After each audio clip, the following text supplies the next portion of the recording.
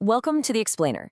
So, today we're tackling a topic that can honestly feel like you need a degree in engineering to understand. Inverted, pips, and anti. Rubber types explained.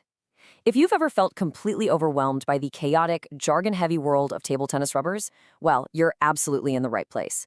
Whether you're a total beginner, just starting out, a parent trying to buy the right gear, or a seasoned athlete looking to fine-tune your setup, we are going to break down this deeply confusing equipment landscape together. Okay, here's our game plan for today. We've got 1. Decoding table tennis jargon. 2. The mainstream, inverted rubber. 3. The pips family explained. 4. The anti-spin anomaly. And finally, 5. Tacky, grippy, or hybrid. All right, let's jump right into section 1. Decoding table tennis jargon. We need to bust a massive myth right out of the gate here. You know how players are always complaining about spin reversal when they face certain paddles? Well, actually, scratch that. It's physically inaccurate. What's really happening is called spin continuation. See, when a low-friction rubber blocks a spinning ball, that ball actually just keeps its original absolute rotation direction. It preserves it. But because it's flying back towards you, it behaves completely opposite to what your brain expects. So it literally hasn't reversed at all. Your opponent just didn't change its spin. Kind of mind-blowing, right? Moving on to section 2, the mainstream, inverted rubber. So inverted rubber essentially means the smooth surface faces out, while the textured little pips point inward, straight into the sponge. Now, this is the mainstream choice for sure, but it is definitely not one size fits all. It's like a giant puzzle. You've got traditional, which gives you that baseline control and durability. Then there's high tension, that's your bouncy speed demon, perfect for continuous looping. Chinese tacky uses a rock-hard sponge for massive spin in the short game. Hybrid kind of blends the two philosophies together. And finally, soft is, well, easily compressed, making it absolutely ideal for beginners or just for building really steeple backhands.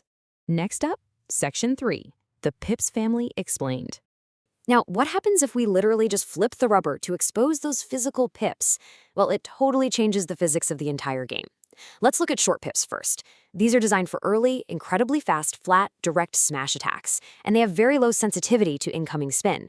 But long pips? Completely different animal. These are tall, thin pips that actually bend and wobble on impact. Because of that low friction, they rely entirely on that spin continuation we talked about earlier, completely disrupting the opponent's rhythm. It makes them highly, highly effective for defensive players. Then we have this kind of confusing middle ground, medium or half-long pips. Now, these are absolutely perfect if you play right up close to the table, blocking and punching to create these really unpredictable sinking balls. But, and this is a big but, if you are the type of player who loves to step back and continuously loop the ball with heavy topspin, stay away from these. Medium pips require incredibly stable early timing strokes to work properly. They just aren't built for that continuous looping style. And sticking with long pips for a second, your whole weapon is actually dictated by sponge thickness. You'll often see the term OX. That stands for the German ohne Schwamp, which literally means no sponge, just the raw rubber sheet. OX gives you the absolute slowest speed and maximum spin continuation. It's super direct.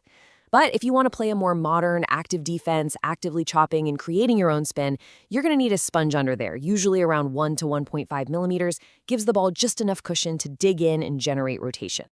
All right, let's look at section 4, the anti-spin anomaly. This is honestly the weirdest category in the sport. Anti-spin looks exactly like normal, regular inverted rubber, but the surface has virtually zero friction. It is almost completely insensitive to incoming spin. Modern versions, which players call glanty or slick anti, pair this frictionless top sheet with a special dampening sponge. And here is where the physics get totally counterintuitive. With normal rubbers, a thicker sponge means more speed, right? Well, with glanty, a thicker dampening sponge actually absorbs more energy. So making it thicker actually makes the racket significantly slower. No way, right? Which brings us to section 5, tacky, grippy, or hybrid. So let me ask you this. Is your current rubber sticky or is it grippy? Now, you might be thinking, wait, aren't those the exact same thing? But in table tennis, they actually represent entirely different philosophies of how your paddle literally bites the ball. Let's break it down. Tacky, or sticky, rubbers are classic to the traditional Chinese style. They use static adhesion. I mean, if you press a ball into the paddle, you can physically lift the ball into the air. It sticks. This extremely low passive bounce gives you phenomenal control for short, delicate serves. But man, it demands huge physical effort to generate your own forward power.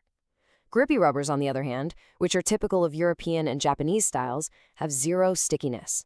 They rely completely on dynamic friction. The high-tension, bouncy sponge dynamically bites into the ball, doing the work for you and enabling effortless, continuous looping. So what if you want the best of both worlds? Enter the modern marvel, the hybrid solution. This is a real game changer. Manufacturers fuse a micro-tacky top sheet, which gives you that traditional Chinese-style precision in the short game, with a European-style high-tension, bouncy sponge underneath. It effectively lowers the sheer physical effort required while still keeping your shots incredibly spinny and precise.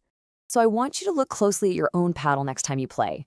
What is the perfect balance of physical structure and surface friction for your unique play style? Rethink your setup based on these specific tools we've explored today. And you know what? You might just unlock a whole new level to your game. Thanks so much for joining me on this explainer, and we will catch you next time.